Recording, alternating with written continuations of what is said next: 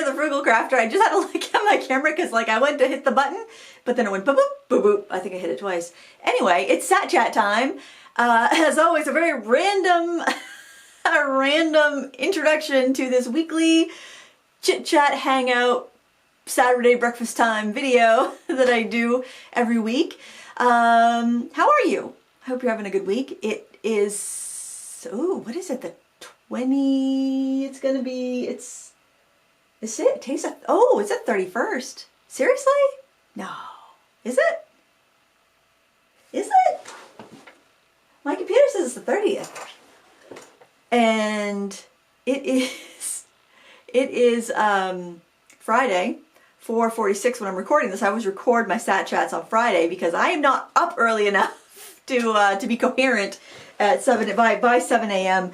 I'm not up early enough to be coherent by 7 a.m. on Saturday morning. I'm usually up by then. I'm always up by then, but I'm not Adam. I'm up but not Adam.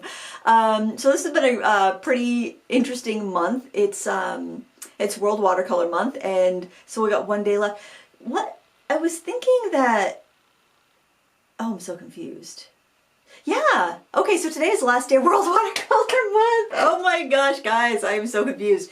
Okay, and I can tell you I've completed it because I have got, I'm actually working on the Friday prompt right now. I can show you, I've got to start here. It's this one right here for Feathered. I've started this one. It'll be done. By the time you watch Sat Chat, if you go over to Instagram, you can see, you'll be able to see Saturday's prompt. But because I am just getting the second project for Critique Club up, I didn't know this month was weird. I was like off a week all month.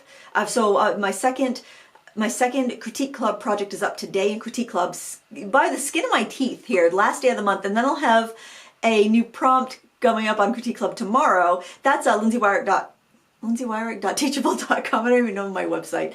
I'll have a link down below, but Critique Club is this group that I have where you can, over at my Teachable School, where you can upload your original artwork every month. I give personalized feedback for your work, and I also post 2 long tutorials per month in Critique Club, but then you also have access to all the past ones. So there's over 60, and they're all long mixed media tutorials, you know, kind of if you watch my Sketchbook Sundays, it's a lot of those are also on Sketchbook Sunday, but they're time-lapsed on YouTube, but they're full-length narrated tutorials over on Critique Club. So if that's something you'd be interested to, I will link that down below, but this project is landing today. If you want to check that out, if you're a member, if you want to go see, but that's a watercolor tutorial. It's the last prompt for World Watercolor Month, which is jewels, and I thought when I was cutting up some berries and making breakfast the other day, and I was like, oh, I'll cut some extra up and make them for the kids so that when they get up they can have a healthy breakfast.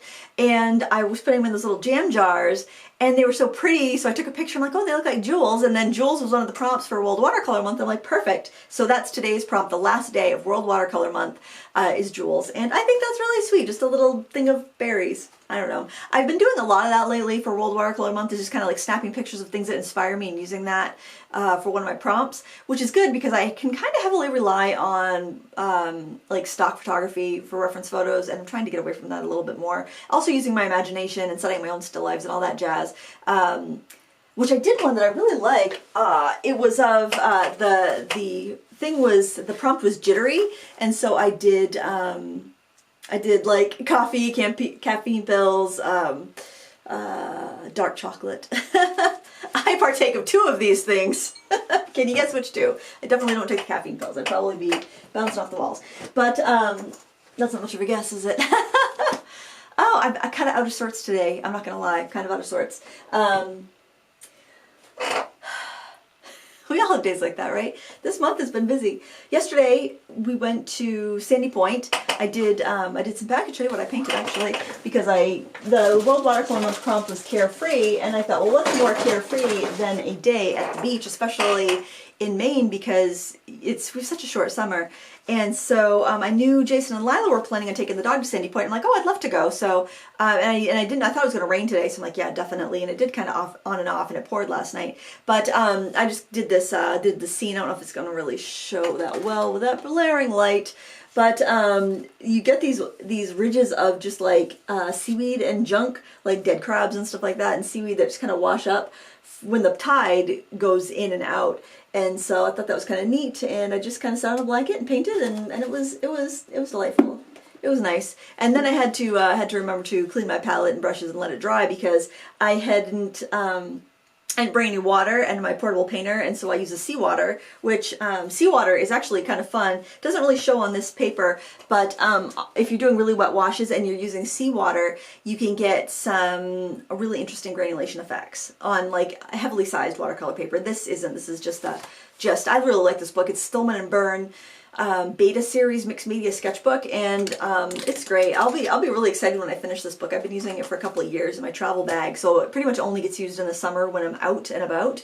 So that's kind of it's kind of fun to get to the end of sketchbooks, since I have so many going at once that it takes a long time to finish one, because I'm usually working in like, I don't know, I probably have 8 or 10 going right now, and I just finished this one the other day, so that was kind of exciting.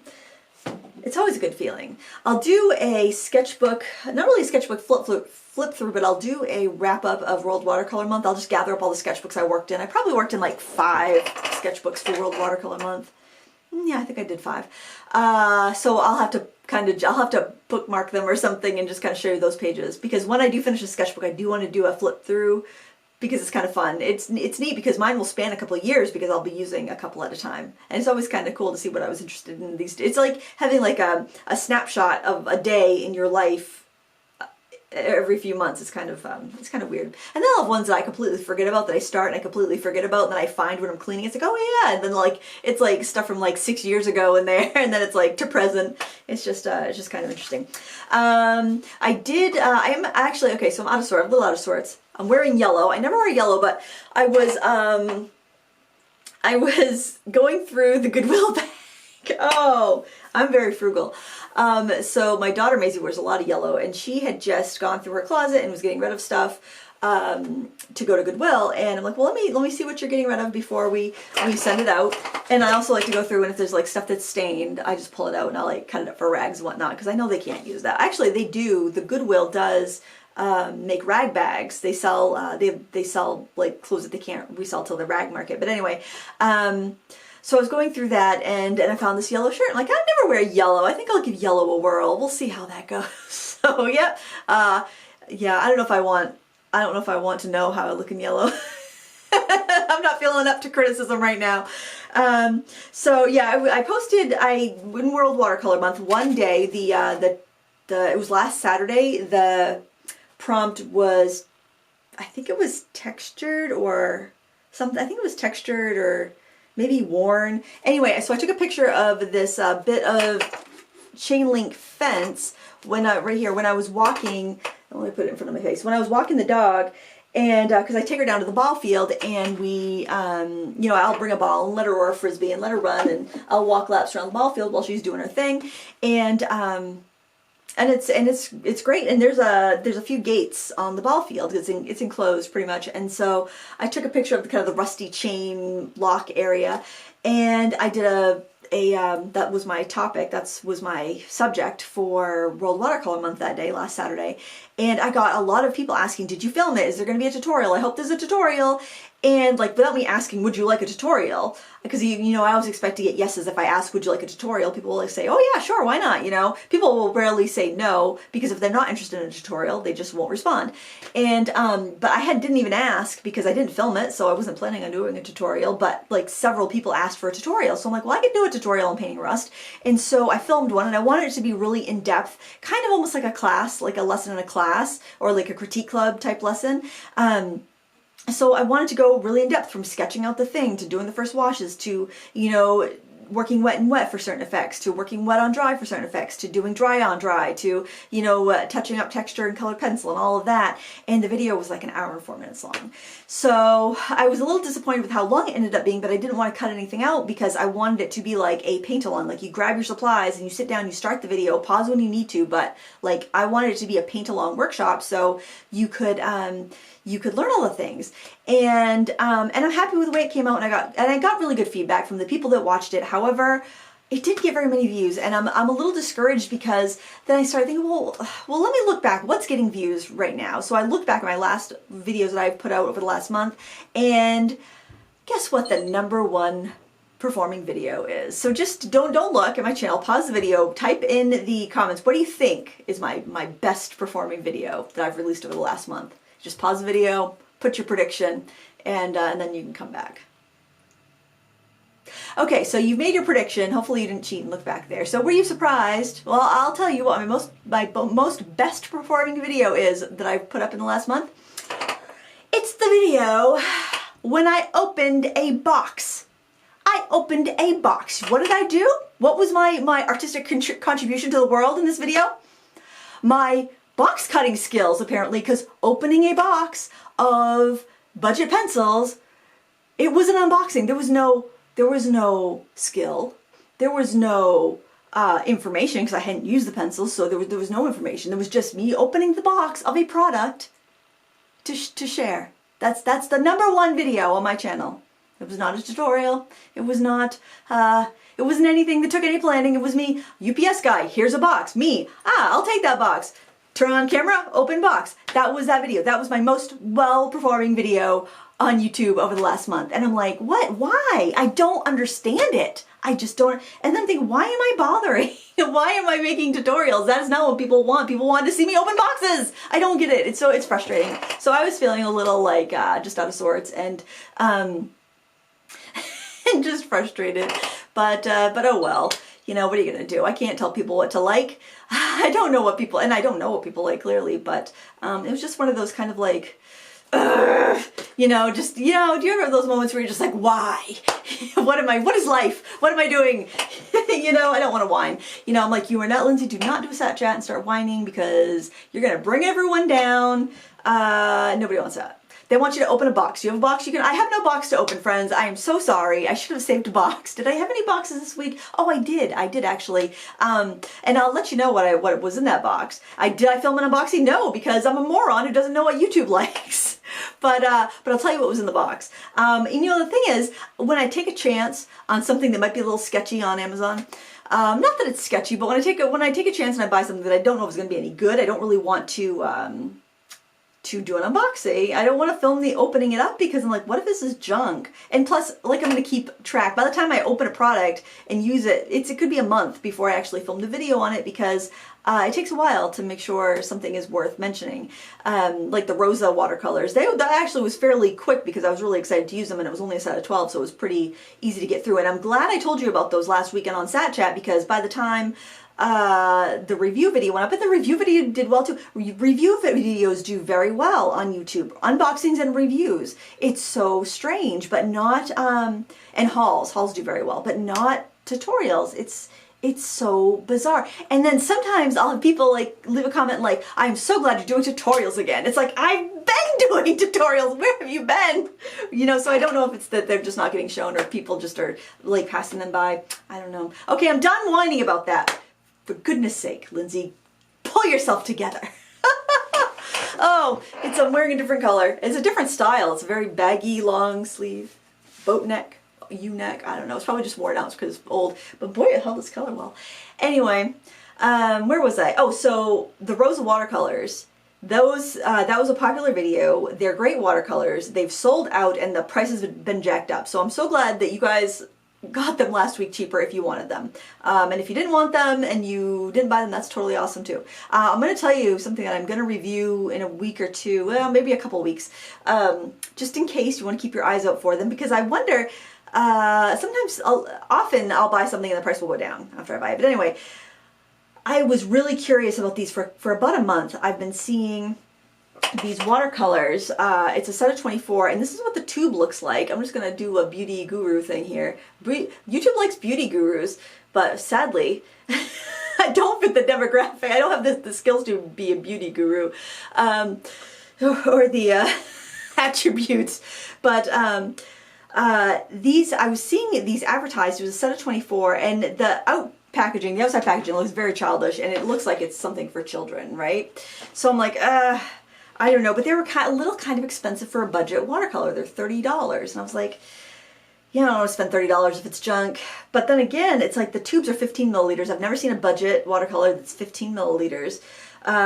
They look a lot like the Shinhan PWC watercolors. They look a lot like the Magellan Mission Gold watercolors. They're aluminum tubes and not plastic. Usually the budget watercolors are either 8 or 5 or 12 milliliters. Usually usually 10 or 12 milliliters are in plastic tubes, and sometimes they're good and sometimes they're meh. Usually they're meh.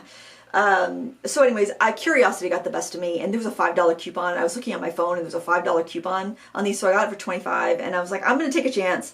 And man, I gotta say, I did the Critique Club video with them, and I am actually doing this with them too, so I'll have a couple different examples so far. And I did just a quick little, like, I don't know, 10-minute, that's gonna fall over, 10-minute doodle just on some handmade watercolor paper.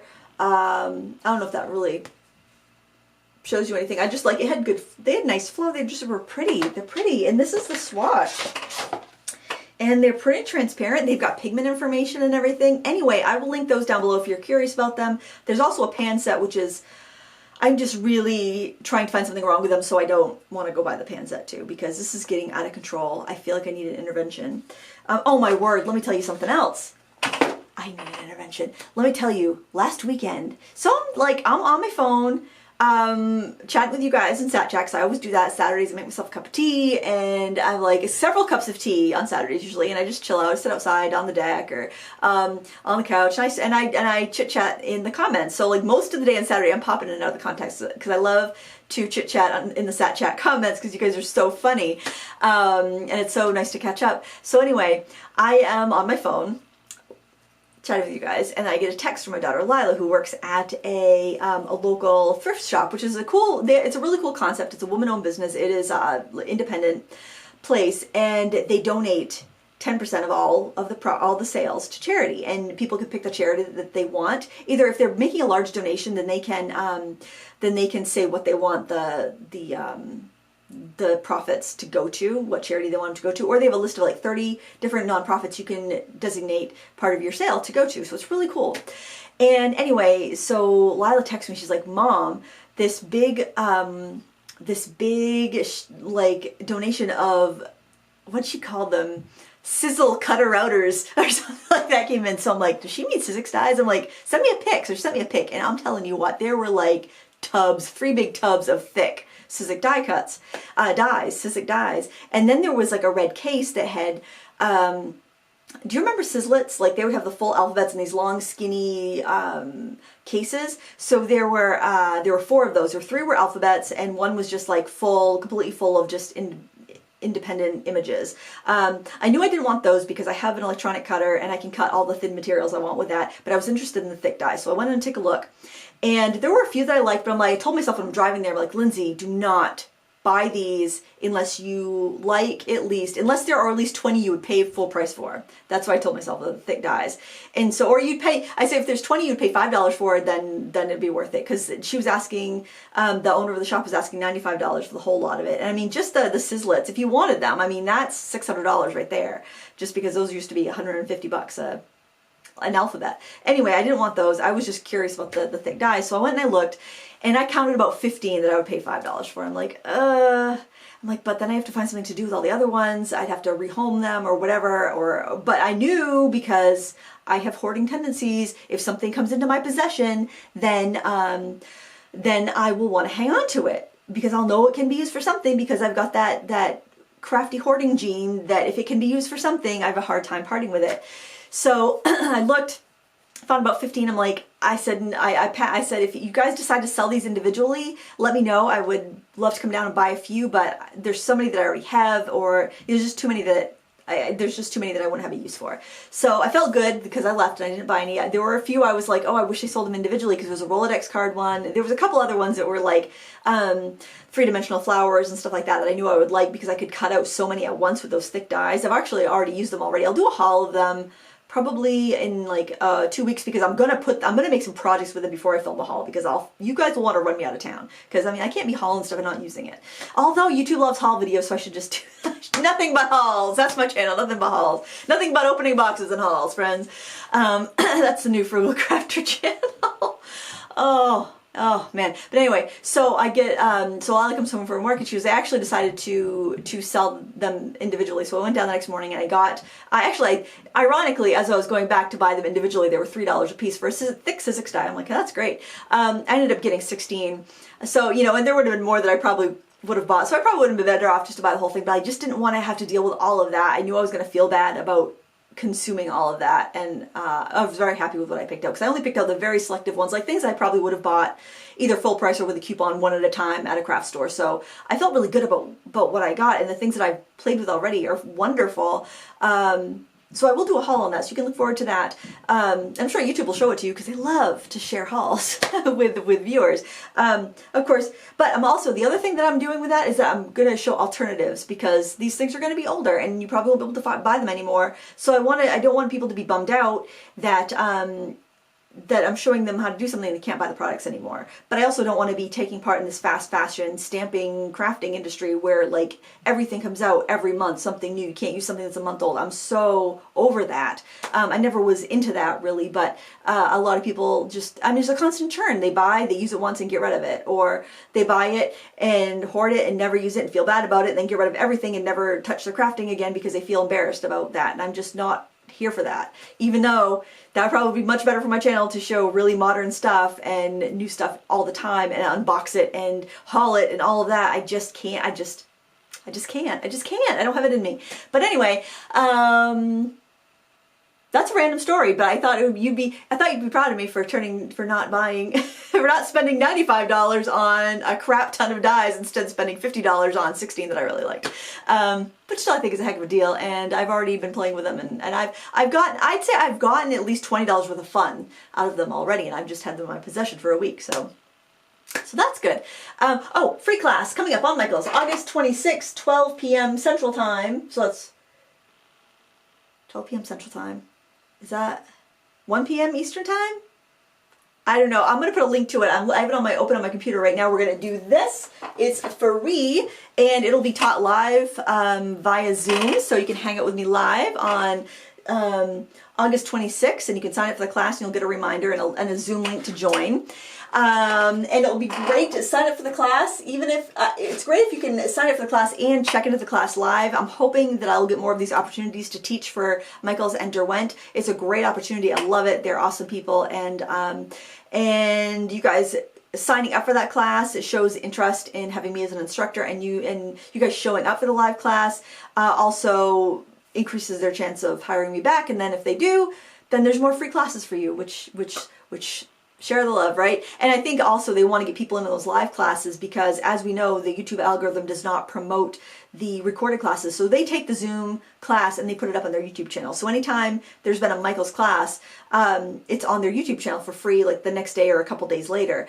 But you'll see that like the numbers really aren't that great on the recorded classes. I mean, mine actually did pretty good, so I felt good about that.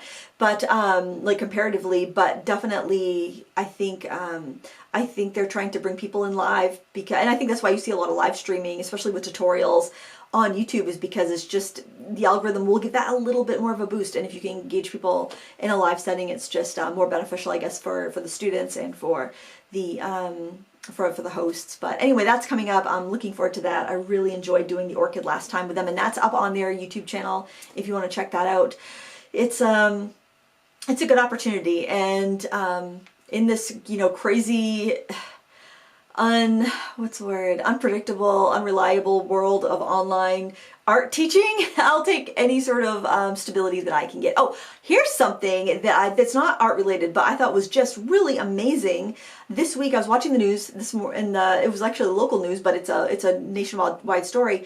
Walmart is offering 100% college tuition and books for any of their, I don't know if it's any of their employees or just their full-time employees, but there's like 1.5 million Walmart employees that are eligible for this. So if you are an employee, check into it.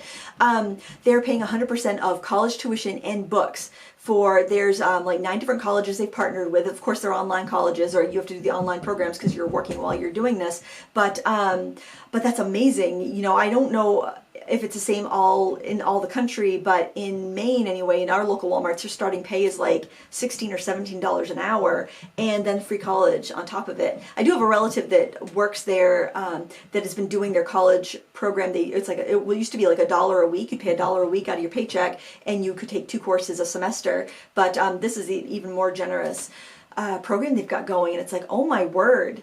You know, I feel like I have a backup plan if this YouTube thing if this online teaching thing falls apart. I have a backup plan, which is nice. I think I'm just like, all my ears perk up anytime I hear anything about college and higher learning, since my daughters are, you know, my twins are college bound next year. My son's taking a break.